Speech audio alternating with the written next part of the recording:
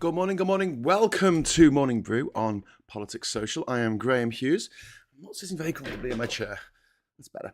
Anyway, big shout out to Martin Harrow, to Sarah Davis, to Leonora's Embroidery Journey, Pete's Music. Amongst others, Simon M is in there. Jan Wallace, hello, welcome this morning. It is Thursday, the 30th of January 2025. So if you've got anything that you need to get done by the end of January, you better hurry up. Happy New Year to anyone who celebrates the Lunar New Year. And also, I'd just like to say a big welcome to everyone. If you would like to join them in the chat, all you need to do, hit the subscribe button. Hit the subscribe button. Hit it. And you can opine. You may opine. So today we're going to be talking about Rachel Reeves' big speech yesterday, where she set out her key proposals for growth in the economy. Because that's the main thing. Now, if I was in charge, I would be talking about getting more people from other countries to come here. I would be talking about universal basic income. I would be talking about, rejoining the EU. But I'm not in charge. So, I don't really get a say in it. Whatever. They're going to expand Heathrow instead. So, third runway. Heathrow. They're going to expand City Airport, which I really disagree with, in the City of London, and also Stansted. They're also going to reopen Doncaster for some reason. Why would anyone want to go to Doncaster? I don't know.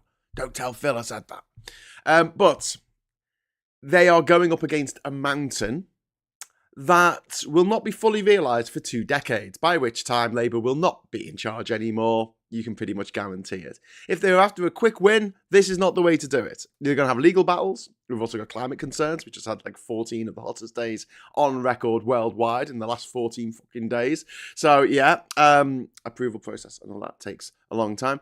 And they talked about a job creation. She was talking about 100,000 jobs, was it that she said? 100,000 jobs? Yeah, you do know that she's not actually creating those jobs, not being added to the number of jobs available in the UK. A lot of them are going to be moved from other airports or other places. It's a sideways thing rather than a upways thing. So considering it's not going to happen for ages, there's going to be a hell of an environmental backlash. Even Sadiq Khan, the mayor of London, has gone, what? What are you doing? Why? Why are you even, what? What is happening? What is happening right now? I don't think it's a good idea. I really don't think it's a good idea. As someone who has managed to travel extensively without flying, I might have mentioned it. Alternatives are possible. I would rather see more investment in trains, especially for getting around the UK, so we can get around the UK easily. As I said yesterday, it costs £400 for me and the family to go to Liverpool and return on the train. £400 a ticket now. That's for a super off-peak return, the super off-peak one. I don't know what's so super about it. Oh, we got a super chat. Thank you for GOJ. You are awesome. You are a legend. Keeping me sane as I sit at home recovering from surgery. I'm glad that I'm keeping you sane. You're keeping me sane by making me know that there's other people out there who are also like, what the fuck? That's important. You need to know that. Otherwise you think, am I the only one saying, what the fuck? Okay, so the second one is Britain's Silicon Valley, which I don't even think is going to be in a valley, but it's going to be silicon, apparently. So this is going to be a research hub between, located, I guess, between Oxford and Cambridge, on the Oxford and Cambridge corridor, which on the surface seems like a very good idea, right? Because Oxford and Cambridge are worldwide famous. They are more famous than Mr. Bean, possibly. Maybe not more famous than the Liverpool Football Club, but they are very, very famous. On the levels of British things that are famous, it's pretty high up there. And I think that there is a lot of prestige attached to Oxford and Cambridge University. You've got a lot of scholars and academics who want to study there or teach there or develop their enterprise there, and obviously do scientific research there. And as a result, that is something that is well worth exploiting. Sorry, did I say exploiting? That's a terrible word to use. Capitalizing. Oh, that's another terrible word to use. Using? Well, that doesn't sound so terrible. But yeah, it would mean new transport links, which have been going on about for ages. That's a revival of an old Tory plan, actually. More housing, innovation hubs. This is what she talked about yesterday. But again, you'll have local opposition to anything because we live in a nation of NIMBYs. But that's fine. Labour seem adamant that they're going to push everything through that they want to get through, which is good. But then you've also got the problem that you've got with Heathrow is like, are they going to be able to build what needs to be built and get a return on the investment before the next election? That is the big question. You see, if you want stuff that's going to change things straight away, you need to rejoin the EU, basically. That's what I would do. And I know that's... Graham, it's not so simple. I know. But we're talking about nibbling around the edges here. We're talking about like a 1% boost to the economy for this Oxford-Cambridge innovative corridor between the two cities. Towns? They're towns, aren't they? They're not cities, are they? I think they're towns. Someone correct me in the chat. I don't know. Yeah, there's gonna be no immediate impact of this. Whereas if we said we're gonna rejoin the EU, instead of it being like 1% over many years, we'll get a 4% boost straight away every year, just by dint of being a member of the EU. And you know what? We wouldn't have to worry about the EU being run by an orange man baby, a disgusting blob of a human being, a racist, sexist, rapist scumbag who decides to put a 25% tariff on things because he's in a mood that day, because he woke up on the wrong side of the bed. And Melina wouldn't give him a kiss because she was wearing a silly hat. Silly hats are all the rage, I hear. But yeah, the big downside to the Silicon Valley idea is no immediate growth. And also, I mean, do we have the workforce for it? Especially considering what I was saying earlier about, what I would do is just open the gates to people who want to come here and work. You want to come here and work? Brilliant. Come and work. Everyone, come and work. But, we've really got to tackle immigration. We've got to tackle... No. It's like saying, oh, it's raining too much and providing too much fresh water for everyone to drink.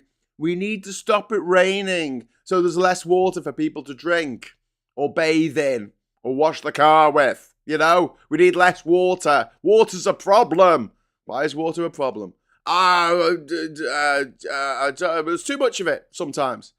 Yeah, that's caused by climate change, and we kind of did that. So, trying to, sew up clouds so they don't land on us, I don't think that's going to be a way. I don't think you're going to be able to do it. Maybe water wasn't the best analogy because you do, I guess, get floods these days because of climate change. Anyway, new reservoirs, talking of water. I knew there was a reason why my mind went to water. We've got 7.9 billion put aside for 9 new reservoirs. And this is another mega project, which is going to take years and years to come into fruition. It will achieve future water security, but we won't actually see that until 2050, which is 25 years away. And you know what?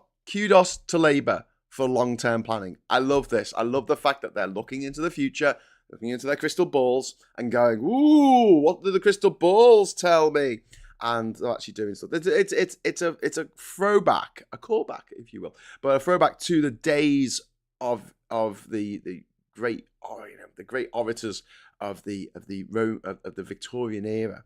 Well, we don't know if they were great orators because it was just all written down. No one was recording it, but we suppose they were great orators, where they would actually make plans for the future of the country. It wasn't all just the immediate things that needed to be done. So far, the three things that, the three, I guess, major things that were announced yesterday, going to take a long time to come through. People aren't going to feel the effects for a very, very long time. And even when they do, they'll probably be mitigated by some other disaster that's going on in the world, possibly climate change. But yes, it's... yeah, not immediate, Something that is more, something that they can do in this parliament is upgrade our electricity system. So there's a plan here to put in 65 million for EV charging, which I don't think is enough, but okay. And then there's 28 million going in for raw materials. It's not much money in the greater scheme of things. And also, We've got a problem. And it begins with B. Yes, it's Brexit. Supply side issues. Yeah, maybe we should just rejoin the EU, and then we could do all this stuff and make loads of money. Maybe would you like money? Do you like having money? Do you like being poor? Do you like living on the streets? Do you like living on a park bench? Do you like that? Do you like having to flash your bum on OnlyFans to make money? Do you like doing that? No one wants to do that. I mean, I would if I could, but I can't. But I mean, seriously, let's have some money. Money's always good. Yeah, let's get more money into the system, and let's let more people have more money. You see, instead of fewer people having more money, which is the state of the world as it is. If you're a white, rich, cisgendered, heterosexual male, you're on top of the world, aren't you? Aren't you? Yeah. No one's coming for you, mate. Anyway, £5 super chat from Alistair. Thank you. That's very kind of you. You're very kind. Chat, just a question. How much is your water bill up in Scotland? It averages out to £330 a year. It's going up by £30 after April. What's yours? My water bill, I don't know. I'd have to ask Catherine. This is her house. She just lets me stay here. But yeah, I just contribute a set amount each month, and to everything. But I know that it is eye-wateringly more expensive than it used to be. But I'll find out for you, Alistair, and I will get back to you on that one. Okay, so next up we've got the Old Trafford redevelopment. This is a public backing for stadium expansion. Which does Manchester United need money from the public? Do they? They were like the biggest club in the world a few years ago. Are they not? Where's all the money gone? Where's all the money? And then that's the linked housing and jobs, tourism boost for Manchester. But it's public money being used for a private project for a company, Manchester United PLC, who are already filthy fucking rich. So, yeah, and the economic impact is, first of all, it's unclear, and secondly, it's only going to really help Manchester. And look, I'll just put Manchester-Liverpool rivalries aside for just one moment. But yeah, really? Can't be arsed with that. Alistair, although I suppose if it were paying to turn the old Goodison Stadium once it stops being used by Everton later in the year, they're going to spend loads of public money to do something with that will turn it into a public good instead of just leaving it as a big white elephant. In North Liverpool. I don't know. P.S. It's also combined in the council tax bill. Thank you very much for that, Alistair. Oh well, I will find out for you. I think it's separate here. I'm pretty sure it's separate last time. When I used to have to pay for water, which was over 16 years ago now, when I lived in North Liverpool, I remember it not being very much. Really, it was like £60 a year or something. It was not much. Life was cheap. You could go to the Jacaranda. You could get a pound. For £1, you could get a bottle of Stella. For £1. We used to call £1 coins beer tokens. Also, the Pilgrim, which is sadly no longer there, on Pilgrim Street in Liverpool. They did £1 bottles as well. I think it was Carlsberg. I don't care what it was. It was £1. It's brilliant. You get absolutely off your trolley for a tenner. Great days. But you didn't, you see, because we didn't have much money, so we'd just sort of nurse it. You'd nurse it, and then, like, at the end of the day, you might have drank like 5 of them and spent a £5. But, getting around getting change from a tenner, from a round. Could you imagine? Do you remember those days? Yeah, they're not that long ago. They were when we were part of the EU. It's worth remembering, worth pointing out to your Brexit voting neighbours. Hey, remember we were part of the EU and you get change from a tenner for a round? Do you remember that? Do you? Anyway, pension reform. So this is interesting. So the next one is about, essentially, this is quite gruesome, actually. It's quite grim. So, pensions used to be amazing for a lot of people. Not everyone, but for people who are in a job, like a bank manager, you could retire on what they called a final salary pension. So whatever your fucking salary was when you left work, taking early retirement at the age of 53, you could get the same amount that you got when you were actually doing some fucking work every year for the rest of your life. Yeah, this is when they thought people would die in the late 60s, but obviously medical technology has come on and vaccines and things are a thing now. And, well, they've been for a long time, but, people are living longer. And as a result, they're like, oh shit, I've got to pay these people shitloads of money for doing nothing except reading the Daily Mail and then complaining about young people not working hard enough, even though young people are now being twice as productive for half as much money as our parents got for what they did when they were smoking and drinking all the time. Like there was a joke that in the 1960s, if you had a car crash, you would be drunk. The person you crashed into would be drunk. The copper who turned up and took notes would be drunk. All the witnesses would be drunk. It would go to fucking court and the judge would be drunk. That's the way it was. Everyone would have liquid lunches in the 60s. Like, sniffed it. It's amazing anything got done. But then again, what they did get done in the 60s is pretty fucking horrible. Not a big fan. I like the music. The fashion's quite cool. The movie's really good. I mean, that was the big transition from the great big studio movies to sorts of stuff like Midnight Cowboy. Even though John Voight is a cock these days. But, I don't know. Some people just change, I guess, as they get older. Become more horrible. Or maybe they were always horrible. I don't know.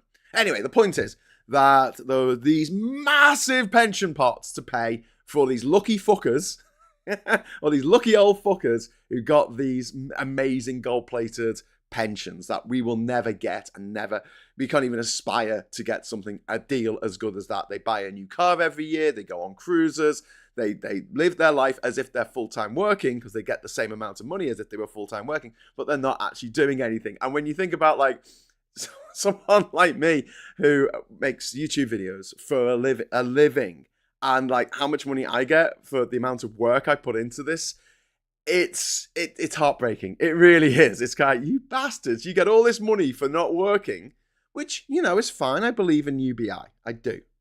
But here's the thing. They're the fuckers who keep voting to take money, opportunities, joy away from all young people. They're like, no, not letting the next generation have what I had. Remember when you could buy a house? Yeah. Anyway, so back to pensions. So what happened is along came COVID.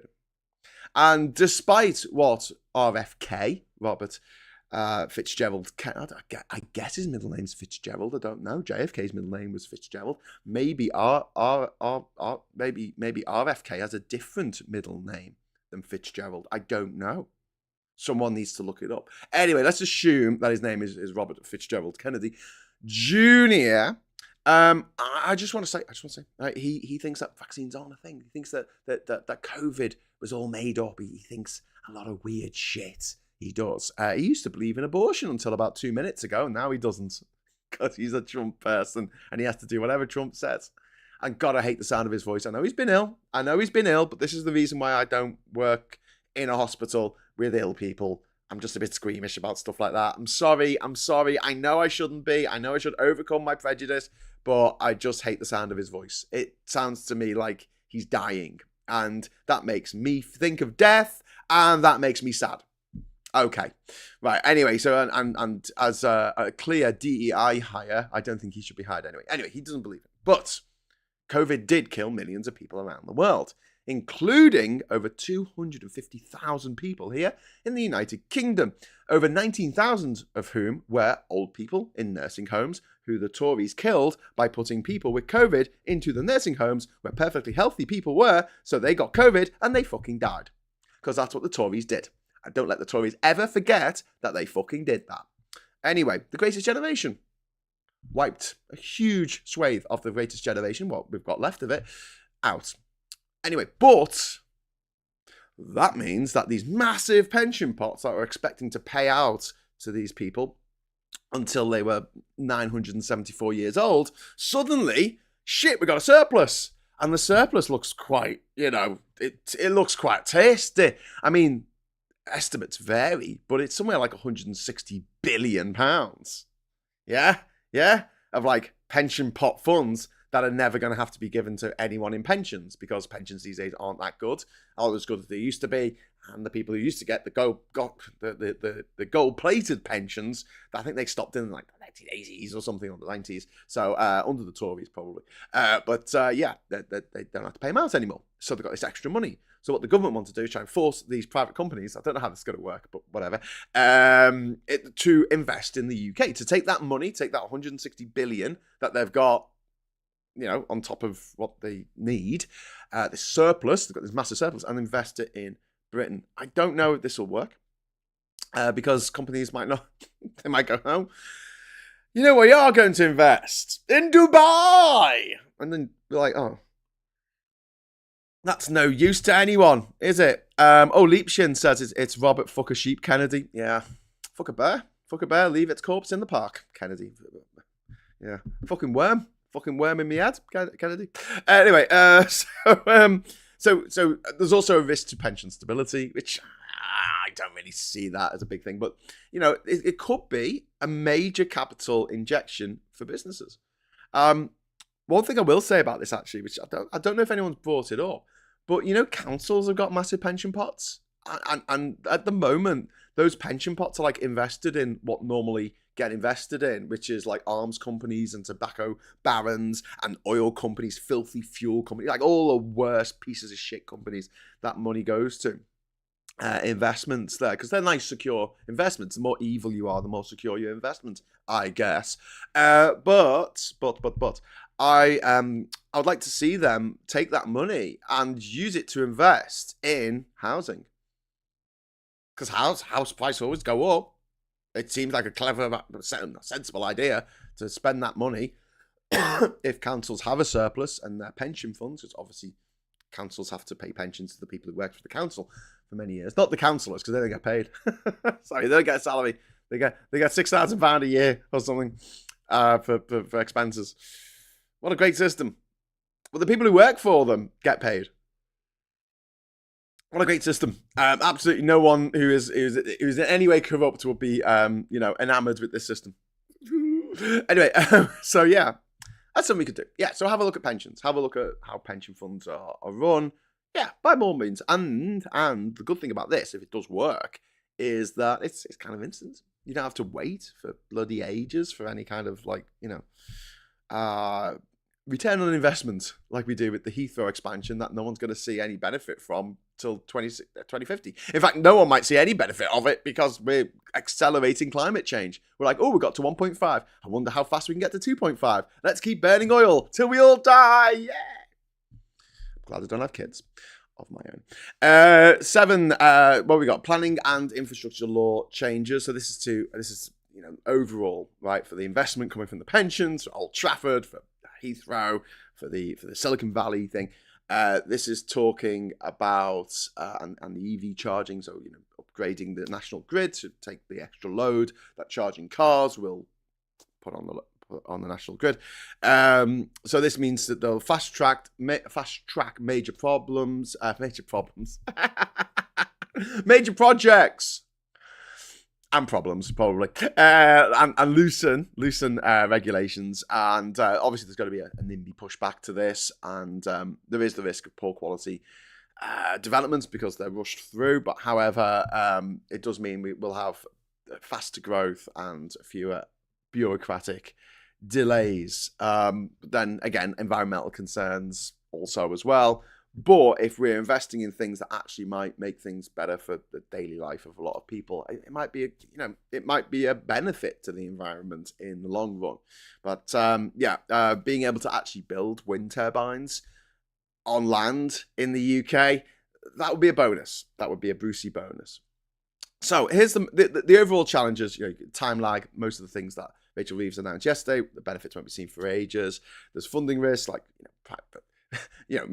fucking Uncle Monty Moneybags doesn't necessarily want to hand over the money from the pension fund surplus to make things better in this country. You're going to have political backlash as well from local opposition, NIMBYs, etc. And then we've got a shortage of workers. This is a big problem because, well, it shouldn't be a problem because we should just get immigrants because immigrants are great. Immigrants are amazing. Immigrants built this country. Immigrants are fantastic. We need more immigrants. That's what we need because that means more money for us and better food. Better food, more money, bring it on. Global instability. Oh yeah. Here's the last thing. So it's a bold plan, but there's going to be slow. It's going to be slow results. It's a strong idea, but there's lots and lots of hurdles, and there's no quick fix. But here's the thing: Trump is in charge of America, the largest economy in the world, the most powerful country in the world, the country with the most working nuclear missiles. The next 4 years are just going to be waking up every day and going, what has that mad fucker done today? It's going to be every day. What has that mad little bastard done today? And one day he might decide to put a 25% tariff on the UK, and then all this is moot. All this is moot. Moot. So, good effort by Rachel Reeves. We'll go over to the papers to see what they thought of it in a moment. Because they're like, oh, she's only saying it to save her own skin. She had to make this. Should we go over the papers? I want to say hello to everyone. I've been ignoring your messages quite rudely. Boomers fixing the system so they can rip it off, says Daylight Dave. Boomers won't like you saying that, mate. I'm a boomer and I'm lovely. I'm so nice. Say that I'm nice. Okay, you're nice. Yes, thank you.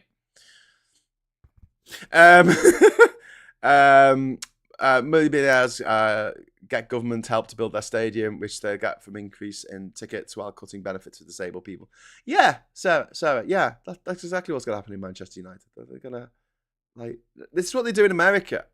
Labour have taken a cue from America at the moment. Hey, just by the way, there's a debate going on in Parliament today or something. There's something going on in Parliament. Maximilian is there. Our friend Maximilian, he's in Parliament this morning talking about bringing in PR.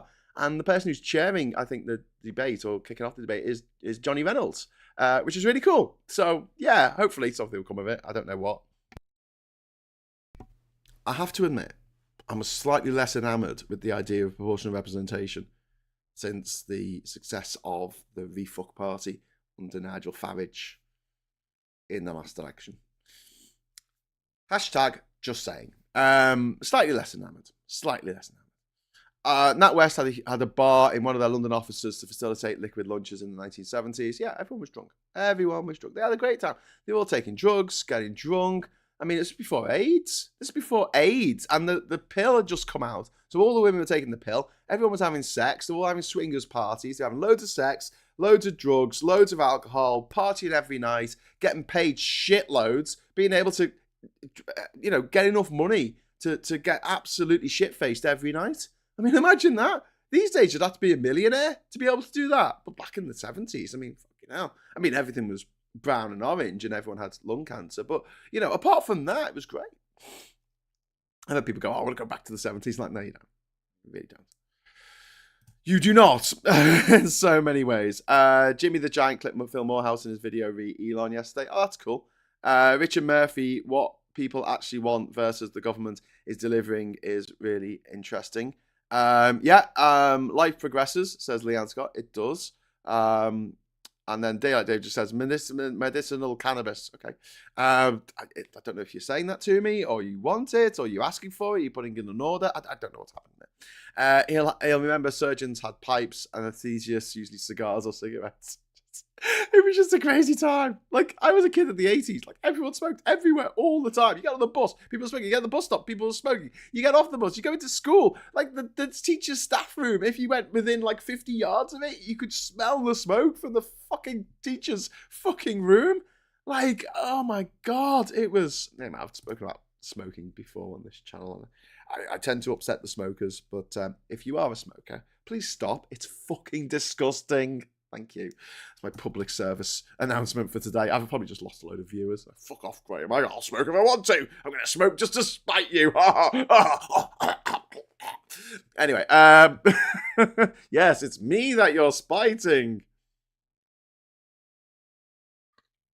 By making me not have to pay for your pension. Right, moving on. We're going to have a look at the papers.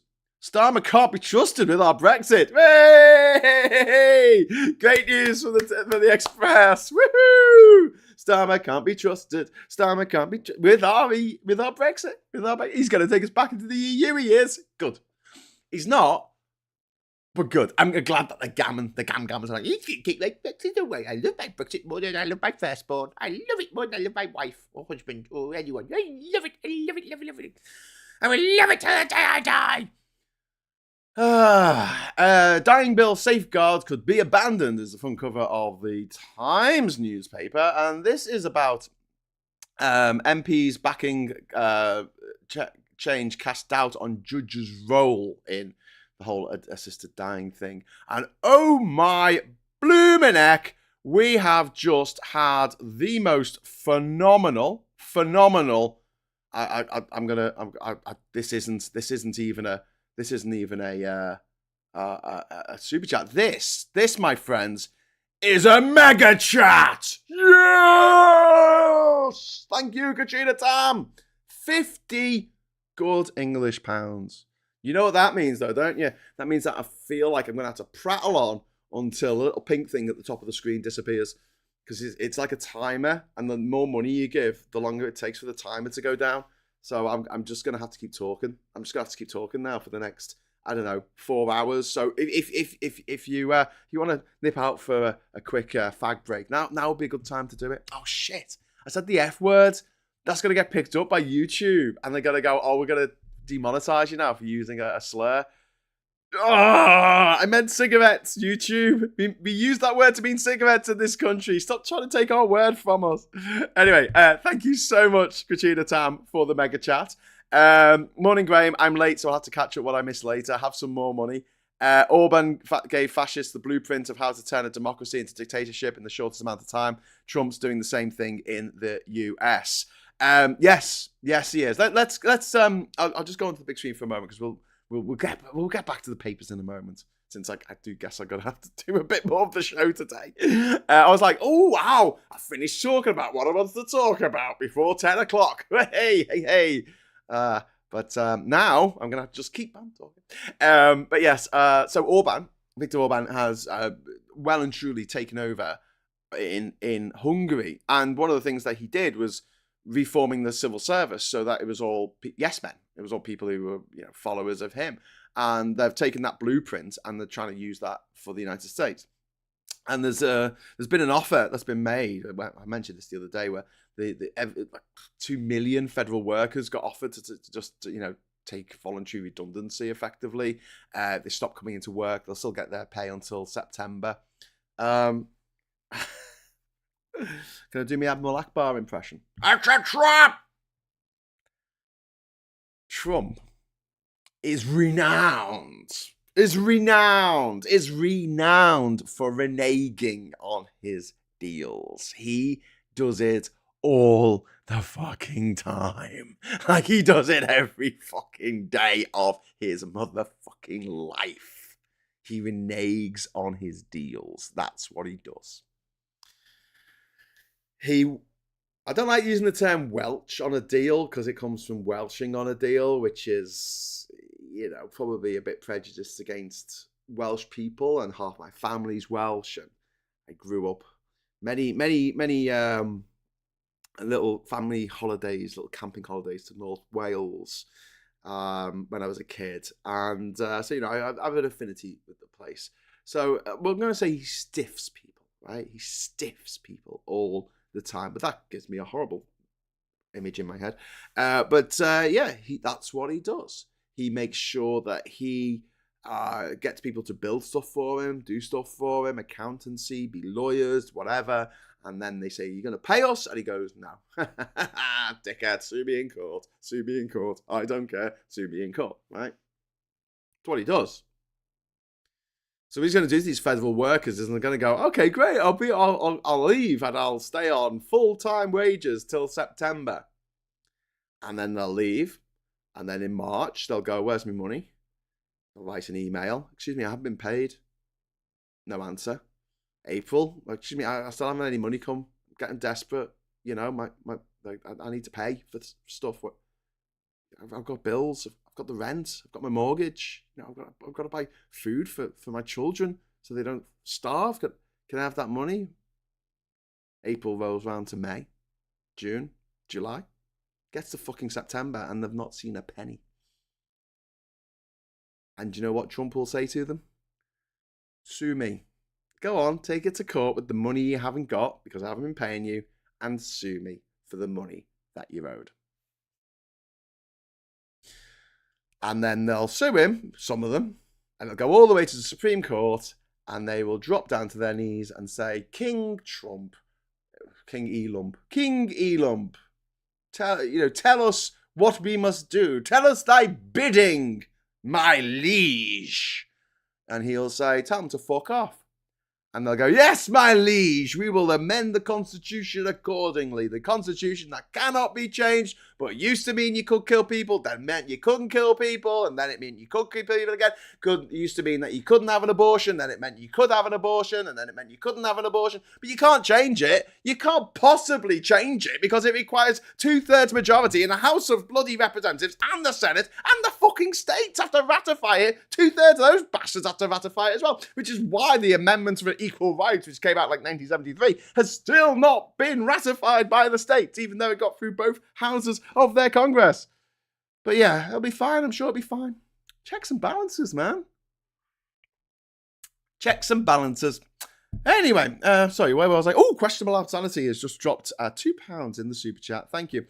Not smoked for 14 months, but my BMI 24 to 30 in 4 months. That's a bit shit, but doing the maths there, I'm assuming that 4 months was recently. Was that immediately after you stopped smoking, or was that more recently? And I think being able to find something else, as a diagnosed ADHD person, I need the little stims. I need the stims. I need a pen in my hands at all times, just in case I need to just scribble some fucking notes down. Like I'm John Stewart, scribbling notes. Kind of pisses me off when he does that. And then I do it, and I'm like, oh, I'm pissing myself off there. Anyway, Christian Santi, thank you very much for the super chat. Liverpool Welsh, lots of us, says Mr. Tusk 27. Yes, the Welsh connection. I'm very Welsh connection, which is nice, and I love that I grew up in a city that was just less than an hour's drive from another country where they spoke a different language, and the signs were all in different language, and they have a different culture and different way of doing things. I like that. Now I live in Durham. It's an hour's drive, give or take, to the Scottish border from here. Another country, another language, another way of doing things.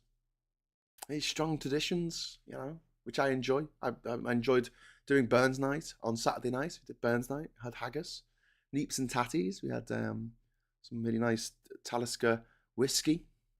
She's been sitting downstairs for I was going to say for months, but years. The good thing about whiskey is it never goes off, does it? But yeah, the way we're going through this whiskey, I think it's still probably going to be there when we celebrate Burns Night in 2040. Leanne Scott, yeah, they're getting a bit bold. Show-offs and nasty people don't last that long. That's true. Scott says, feel for you, questionable. Well done for quitting, though. Yeah, absolutely. Well done. I mean, you don't need that shit. One of the other things about that particular habit is it's not just that you're literally burning money and killing yourself in the process of burning money. You're also giving money to some of the most evil people on the planet. So it's very hard. And I know we shouldn't be doing these purity tests. I know that it's not very helpful when you go, oh, you say that you don't want people to fly, Graham, but then you fly yourself, you massive fucking hypocrite. I'm like, yeah, you've got to live in society. You've got to live in the world the way it is. But you don't have to smoke. And these companies that are so fucking evil, and they did exactly what they're now doing with climate change, have been doing recently with climate change, which is deny everything. It doesn't exist. Lung cancer isn't caused by a heart disease. Here's a doctor coming on the TV smoking. Look, it isn't that great because they're doing that and they're smoking, and that's fine. And what they do is they take the money off people, for which they burn, literally roll it up and burn that money because they're not cheap, and they use that money to effectively make laws get passed in places like Ghana, where they ensure that no one can stop them putting adverts up to get another younger generation of smokers on board. You go to Indonesia, you'll see 8-year-olds smoking. It's fucking terrifying. It's like, oh my God. And that's because of an aggressive push by the tobacco barons, by these evil Baron Harkonnen motherfuckers, spreading their fucking toxic black sludge, lung sludge around the world to some of the most vulnerable people in the world. And you'll see it in Africa. You'll be in a little village and you'll be in the little shop in the village where, they don't have electricity a lot of the time. So you thought they can get a cold drink, maybe you get like a warm Coke, or maybe you could buy a little bit of Laughing Cow cheese and some bread once you've sort of got all the flies off it. And like someone will come in and buy a Lucy, which is one cigarette on its own. And it'd be like an old man or something, or a kid, or someone who obviously has no money because they're not wearing shoes. It's a bit of a giveaway. And instead of, I don't know, saving their money to buy fucking shoes so they don't cut their feet walking down the road and all the trash, they're spending it on cigarettes. And that's a tragedy. And forget about yourself for a moment. But if you think about the world, there's that. And then there's the other thing, which I often mention, which is the plastic pollution in the ocean. The pollution in the ocean caused by filter tips is just fucking insane.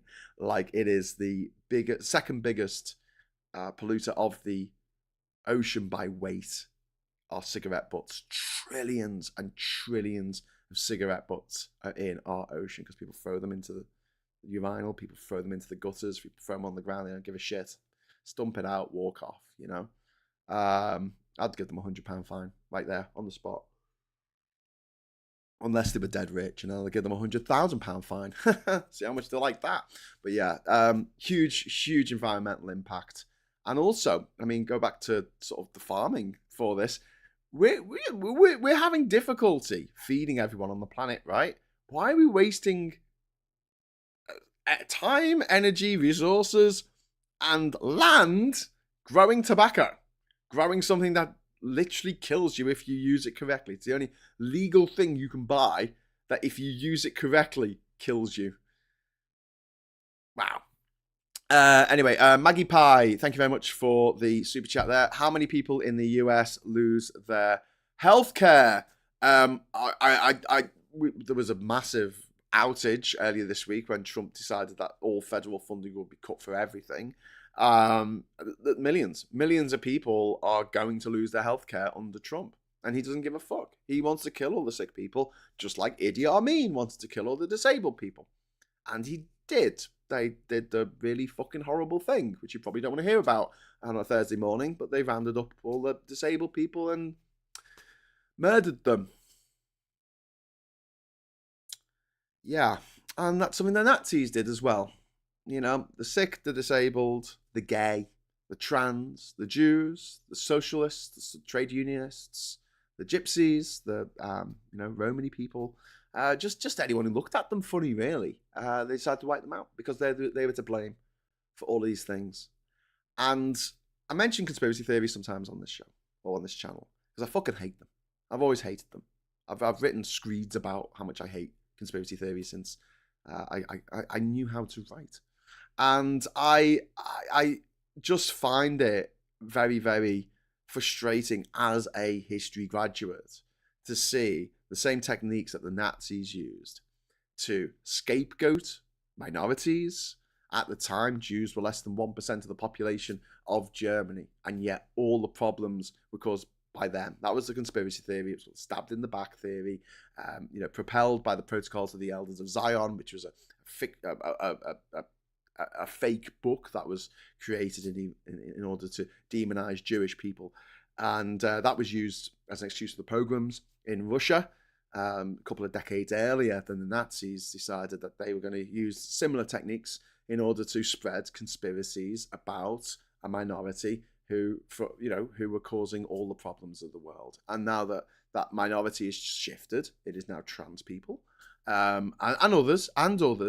And they're in the firing line. And if you are trans and you're watching this, know that this channel will always be an ally to trans people. Know that TERFs, or as I like to call them, trans obsessives, can fuck off forever, especially the likes of J.K. Rowling and Graham Linehan and all these other sad, lonely wankers who can't just enjoy life. They have to make someone else's life much more miserable. But seeing the circle of history, the wheel of history turn again and again with the same fucking outcome, which is that people suffer and people fucking die. You're like, why are we doing this again? We've already done it a million fucking times. When will we ever fucking learn? When will we learn? Hi, Gara. Probably rob him of his money and deport him, says Captain. Yep, society is still gullible or frightened. They refuse to face reality. Yeah. What about alcohol? If it's used correctly, that's what I said, Grimfang. If it's used correctly, if you are drinking more than 5 units a week, that is not the correct use of alcohol. Yeah. Any cigarette is bad. Like just having, even not smoking it yourself, but smelling other people's smoke, that is still toxic, radioactive material going into your lungs that you could do fuck all about, you know. Well, I couldn't as a kid. I mean, I'm probably fucked. I grew up working at my dad's garage. So not just, although he hated smoking, so you had to smoke outside, but thinking about all the cars that we were fixing and stuff in the garage, especially in the winter, when we didn't really want it's freezing fucking cold in the garage. You got a big roller shutter. The cars came in, and you put that down, and then you'd work on the car, and then you'd be like, oh, I should really open the roller shutter to turn the engine over to make sure I fitted the carburetor correctly, right? Yeah, I can't be arsed with that. Oh yeah, it works. Turn it off, all good, and you're in a room full of fucking carbon monoxide and lead. So you just put lead in petrol. Nice. Petrol wasn't doing enough damage to fucking everything, so they thought they'd put lead in it as well. How can we make this substance even more diabolical? Anyway, back to the papers. We were talking about the papers, but thank you very much again to the absolutely wonderful Katrina Tam for the extra cash there. It was really, really, thank you. Honestly, thank you so much for that. It's not been great recently, being a YouTuber, so that's really helpful. Thank you. Rennie Zellweger on the front cover of the Times and the Express. The Express has done a bit more in terms of adjusting the levels there of pretty much what looks like almost the same picture. And then we've got 2.4 million to receive sick benefit without need to seek work. Okay. Yeah. Well, if you're sick, you shouldn't be having to look for work. If you've got cancer, you shouldn't be having to look for work. If you've got a degenerative illness, you shouldn't be having to look for work. If you're suffering from depression, or any mental health problem, you shouldn't be having to look for fucking work that you can't do because of your medical issues. Okay, you can't do the job. Anyway, NATO job for dozy diplomat who left secret papers at bus stop. So a diplomat's been given a NATO role, probably went to private school. Labour's vision for growth, the Reeves revolution. Chancellor unveils building projects to give economy a £78 billion boost. That's the positive spin on it. We've gone through it. We've gone through each and every item on the agenda. Reeves backs bigger airports, new rail line and towns as she reveals growth plan. Chancellor sets out vision to ignite the UK economy, but tax rises in spring and more public spending cuts cannot be ruled out, which is never good. Something about some guy from Love Island. And then we've got Rennie Zellweger there. Looking ravishing. Doesn't she look radiant, etc.? Isn't that what they say when they... She looks radiant in her dress. Chancellor's Heathrow plan flies straight into turbulence. London Mayor and top Labour donor vow opposition, while net zero Miliband goes missing. No wonder Ryanair boss said it might not be built for 25 years. Well, yeah, he's probably right that it will take that long to bloody build, but at the Daily Mail, like, growth, what growth? This is the Daily Mail who celebrated the Tory budget, the mini budget. They said at last, a true Tory budget. That was the front cover of the Mail. The true Tory budget that succeeded in wiping £425 billion off our pension funds and tanking our economy. Which she doesn't want people saying that, that Liz Truss. She doesn't like it when people say that she tanked the economy, even though she totally tanked the economy. Can I carry off a man bag by Tim Dowling? That's on the top of the Guardian here. Okay. Chancellor's Heathrow expansion plans hit turbulence over climate. Oh, they made the same turbulence joke. Both of them. Sorry, I went back up because I thought it was on the other. They both made a joke about turbulence because it's an airport and airplanes suffer turbulence. They're very clever, the people who write for these newspapers. It's not just because they went to private school and their uncle got them a job. It really isn't. They're very, very clever people that, filter the news and then tell you what to think. Warning as Israel shuts down UN aid agency. Again, oh my God, thanks Israel, who have been given a carte blanche to do whatever the fuck they want now by the President of the United States of America. Children join school unable to use books. Yeah, okay. Well, that's what they go to school to learn, isn't it? Independent says, Kennedy's at war. JFK's daughter attacks RFK's son over his power addiction. There you go. Wasn't expecting that, but that's what happened. There we go. Maggie Pie, thank you very much for the 20 Swedish krona. That is very, very kind of you. Cheers. Woo, super chat. Yes. So I mentioned before that I had a friend who used to work with drug addicts in Manchester. It was a government role, and he would often say that it was easier to get people to get off heroin than it was to stop smoking. And there were several reasons for this. I mean, one, I think chemically it's just not as addictive. It's not like they actually ran loads of tests on beagles, on dogs, making them breathe in tobacco smoke to find out which was the most addictive chemicals that they could add to make the beagles actually depend on that smoke, because they actually do add extra chemicals into cigarettes. And people go on about chemicals in food dyeing things, but they smoke, kind of undermines their arguments about anything. When people go on about animal rights and not testing things on animals like cosmetics and stuff, but they smoke, kind of undermines their arguments just a little tiny bit. But yeah, these tobacco barons, they put chemicals into tobacco to make it more addictive.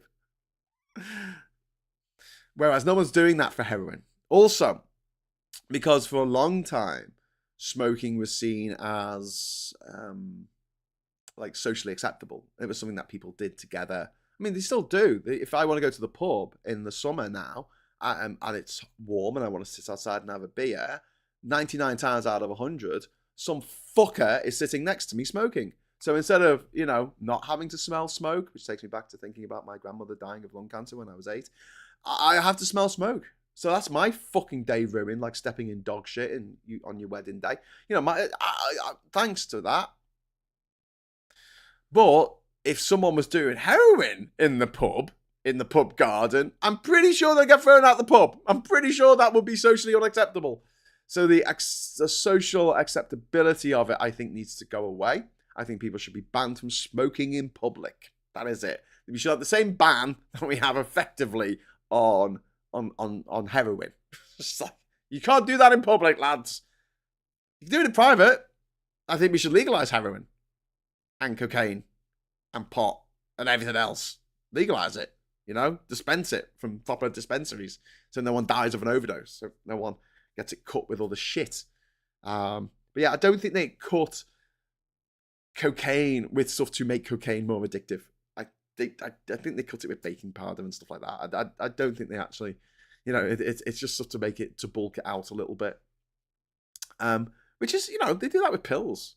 And you get like a little pill. Yeah, you get a pill because you got a headache. There's only like a tiny amount of active ingredients in that. Most of it's just white stuff that doesn't taste very nice. Anyway, so going back to the chat. Yeah, sorry, went off on one. But you give me a super chat. You can derail whatever I'm talking about. Heathrow will not be ready until 2050, says Daily Telegraph. Okay, cool. Britons want their own Donald Trump. This is the Daily Telegraph, which is nonsense, obviously. But they like to print nonsense. Another picture of Renée Zellweger and the new Bridget Jones adaptation. We've got NHS told to get back to basics as treating cuts more targets, which isn't great, is it? And then we want targets not to be cut. We want targets to be achieved. That's what we want. £3,000 a day cost of giving every Channel migrant new clothes. Okay. I'll pay it. That's fine. That is fuck all. In the greater scheme of things, that is fuck all. All right? So let's just Let's just do the maths here, okay? I'm going to do the maths with you. We can all do it together. It'll be fun because I think that... oh, hang on. Oh, no. Oh, no, oh, no, oh, no. I've lost my chat. What has happened? Come back, chat. Come back. Oh, there we go. It's back. Phew. It said not enough memory. I opened the calculator and it said not enough memory. So 3,000 times 365.24. How many days are there in a year? Okay. Sorry. Okay.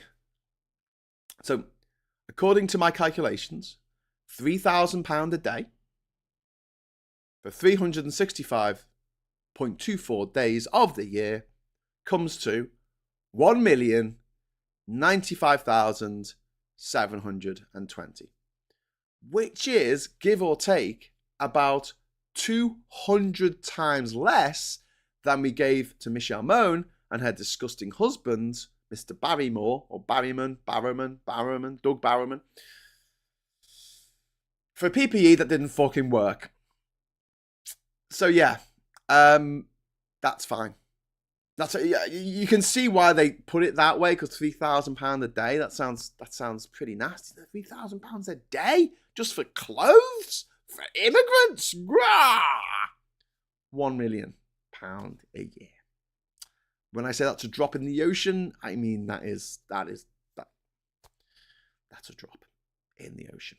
But there you go. That's the daily the Daily Telegraph for you. The Nazi paper. It's not it's Nazi up to no. I can't do that.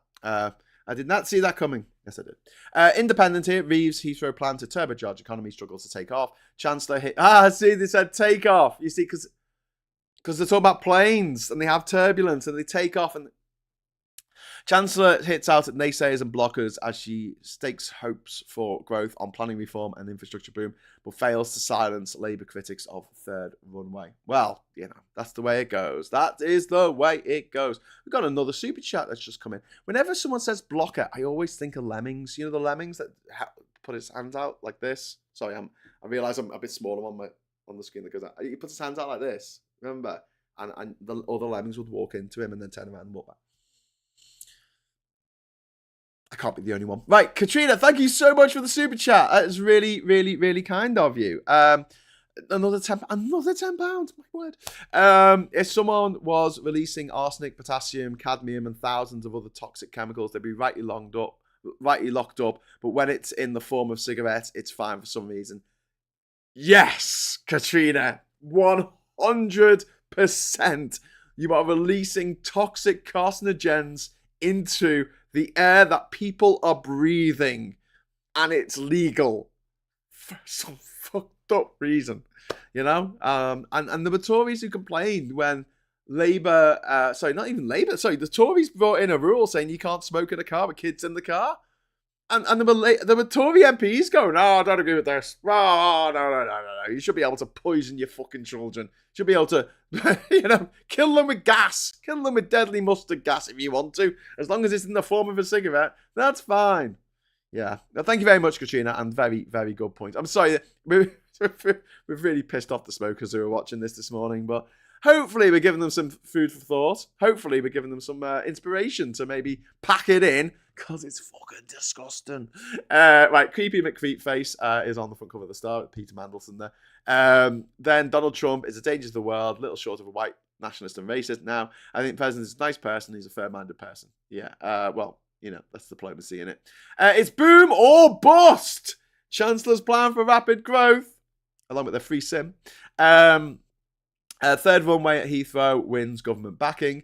Transport cash for Cambridge, Oxford, Silicon Valley. Green light for mega stadium at Old Trafford. And then we've finally got the Financial Times here. Plane talking. See what they've done there? Because it's an airport and they have planes in the airport. So, anyway, she backs the third runway. London vaults hit by gold shortage as New York stockpiles $82 billion of bullion. Tariff fears drive shipments. Queues lengthen for the Bank of England withdrawals. Traders see arbitrage arbitrage. I don't even know what that means. Opening. I don't know what that means. Sorry, I realised that I wasn't actually showing you the papers there while I was talking about. But there's the Financial Times. I was just reading that, and I was reading the Daily Star with Peter Mandelson. I hope I described it quite well because you didn't get to see what I was talking about. And then the Metro with its boom or bust. Okay. Anyway. So what were we talking about? Boom. Oh, gold. So this always happens in times of global instability. People run to gold. So when times are good, gold isn't a great asset because it tends to go up and down in value all the fucking time, and we have no control over that. It just depends on supply and demand from the gold mines of South Africa or Papua New Guinea or wherever you get gold from. And as a result, that's why we moved away from the gold standard. They moved away from the gold standard in America. However, it's very attractive for people during a period of global instability, which has been set in motion by the already filthy rich Smaug motherfuckers who are sitting on more money than Smaug. Okay? Imagine that dragon on that fucking mountain of gold coins, right? They've got more money than them. These Scrooge McFucks have got more money than Scrooge McDuck when he was swimming in all of his money, right? Like that they have more money than that. Their wealth was changed into gold coins so they could swim in it, along with the crowns and the jewelry and everything else that Scrooge McDuck used to swim in. That's not as much. All that gold is not as much as what Elon Musk is worth, or Zuckerberg, or Bezos, or any of those insanely rich people. And what they want to do is destabilize the world economy, destabilize democracy, destabilize the world, because chaos is a ladder if you're already rich, and they'll make even more money out of it, and they will continue to do this until we stop them. There are many ways to stop them, most of which I probably can't say on this channel, but we need to stop them.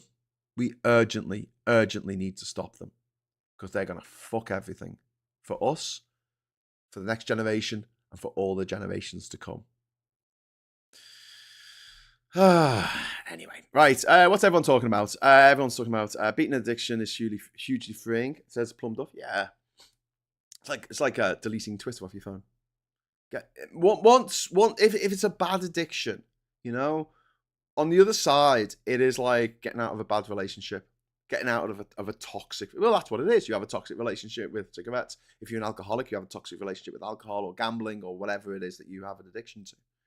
And getting out the other side, it's so liberating. It's a moment that you feel like a huge weight is off your back, off your shoulders. Sorry, the monkey is off your back. And yeah, I'd recommend it. I'd recommend it to anyone. But yeah, it's very good. Aerosmith, "Eat the Rich" is a good song. Yeah. I remember that shit song about, was it Bowling for Soup, was it? Who sung a song about the rich, lifestyles of the rich and famous. They're always complaining. If money's such a problem, I think we should rob them. Shit song, but good sentiment there. All rich people do is fucking complain. When the richest author in the world, all she does is fucking whinge about other people existing, or other people taking part in sports, or other people doing this. Why are they allowed to do this? Why are they allowed to do that? Why isn't she happy? Why can't she just, have a nice day? Have fun? Go out? Go to a museum? Have a nice cup of coffee in a really, really great Italian bistro. There's amazing coffee there. See some friends, go out, have a drink, dance, listen to some music, pay a band. She's the richest fucking woman in the world. She could pay the band. She could pay the fucking Killers to turn up in her fucking living room and play a gig for her and her mates. How amazing would that be? I'll be like, yeah, you remember when we went round to Joanne's place and she got the fucking Killers to turn up? Oh, it was fucking mint, that was. They were playing in the living room. Yeah, I know, that was amazing. She had Ash playing in the fucking in the kitchen. That was awesome. That was great. Oh, mate. We should all have a house party with literal bands in our houses. Because we can afford it, because we're billionaires. The things they could do, the places they could go. I'll make a list. Because I like lists. I'll make a list of all 800 odd UNESCO World Heritage sites. And I'll make it a fucking mission to go and visit every fucking one of them. That's what I would do. I've got to find a beach somewhere. And just invite people to a barbecue, a fire on the beach. We've got some fucking limbo dance. We've got those people who swirl the fucking fire. Everyone's having a good time. Yeah, that's what I would do. I wouldn't be on the fucking internet, sitting there on me phone. I don't like trans people. It's so pathetic. It's beyond pathetic. Rich people fuck me off. And they're always complaining. Oh, that's why I wanted to ring up the radio the other day when they were going, oh yeah, look at, like, it's just jealousy. It's the politics of jealousy. That, poor people just hate the rich. I'm like, fuck off, Batman. People don't hate Batman. He's really fucking rich. Iron Man, Tony Stark. People don't hate him. He's really fucking rich. I know he's a fictional character, but the fact that these people are filthy fucking rich and basically have all these gadgets to be able to do whatever the fuck they want, effectively make them into superheroes when they have no superpowers of their own because they don't have magical powers. They just have lots of money. That's their magical power. Lots and lots of money. Infinite amounts of money. We don't hate them. We don't hate Batman. We don't. Do you know who hates rich people? I'll say it again. Other rich people. They hate each other because someone's got more than the other one. And like Joseph Heller once said, although I've heard it was Kurt Vonnegut, one of those authors, probably Joseph Heller. I'd like it to be Joseph Heller because he wrote Catch-22, which is one of my favourite books of all time. He was at a party with a very, very wealthy person. And he said, but I've got something you will never, ever have. And the guy says, what is that? He says, enough. And don't forget, you, in a way, are freer than the likes of Musk and Zuckerberg and Jeff Bezos, because you don't have to kiss the ring.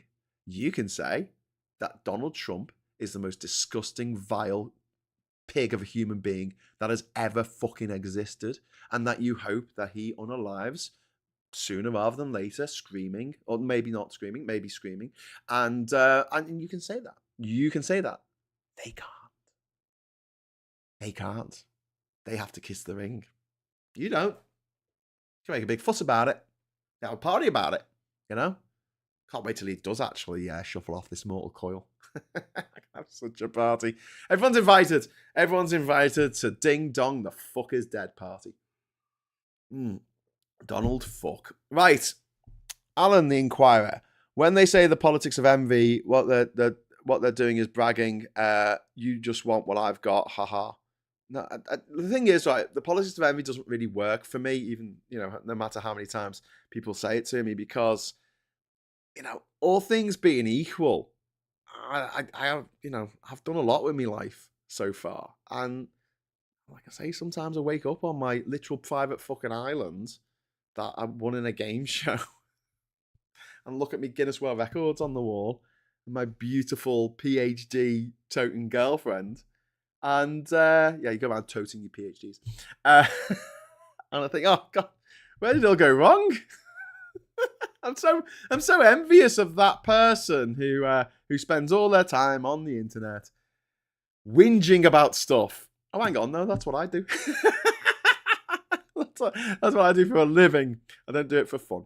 Anyway, thank you very much. Trump's response to the Washington air crash is unhinged. So this I have not seen this yet. I'm going to go over to the BBC. 19 bodies have been recovered after a passenger jet collides with a helicopter over Washington, D.C.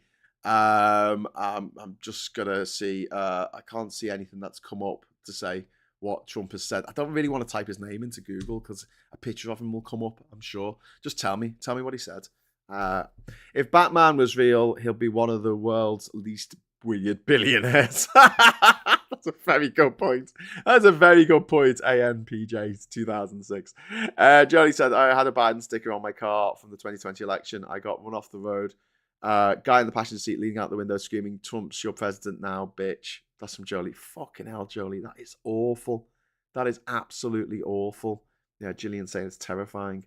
I'm so sorry. I'm so sorry that these fuckers have weaseled their way into power. But if you are in America, there are things you can do, no matter how small it feels. If all of you do it, well, not all of you, but if enough people do it, and one of the big things is just be disruptive. Just be disruptive as fucking possible. Just be a blocker. Just anything that goes, that they try to do, try to stop them and just tire them out, because that's what they're trying to do to you. They're trying to tire you out. That's why the shock and awe thing happened last week with, 150 fucking proclamations from King Elump and King Elump the First, and they want to get throw as much stuff on the wall and see what sticks. They know that a lot of these things, like Trump deciding that he's suddenly in charge of the federal budget when he's not. That's a thing for Congress to do. He knows it won't work. The people around him knows it won't work, but they might get some concessions, they might get some more power. They're going to make life really, really unpleasant for the vast majority of Americans, unfortunately, because a lot of Americans are actually, how can I put this, enamored with Donald Trump. It doesn't matter how bad their lives get or how more expensive their eggs get, they're still going to love him forever. Anyway, Jolie, sending love across the pond, and I'm hoping that everything turns out all right in the end, and praying that this doesn't go on for much longer, and that people stand up and some major changes actually come of this. Okay, right, I'm going to get off now because my £50 from Katrina has run out for the top of the top chat meter. I don't know, do you see the top chat? I think you do. I think you see where that comes up. But thank you so much. It's really, really kind of you. I might do a show later today. I need to organise a couple of things, but it'll be fun if we do it. So please look out for that. I don't want to say what it is in case it doesn't happen, and I don't want to let anyone down. But we'll be doing a show later today. So if you are up for that, please look on this channel. If you subscribe, hit the bell notification icon, and that will give you a notification in your phone whenever we say that we're going to go live later today. If not, tomorrow, 9:30, Morning Brew with me, Graham Hughes, and then 1 o'clock we'll be having Phil Morehouse from A Different Bias in the house, well, not in this house, but in his own house, who'll be joining us for the agenda, and then which is focused on British politics, and then we'll be doing the Friday night social again on Friday night. So crack open a nice hot cup of tea and join us for that. Okay, so thank you so much for joining us this morning, for joining me. Thank you for all the wonderful messages. Thanks to everyone watching. Thank you for the super chats, like especially Katrina. Thank you. That really means a lot to me. Thank you. Thank you. Can't thank you enough.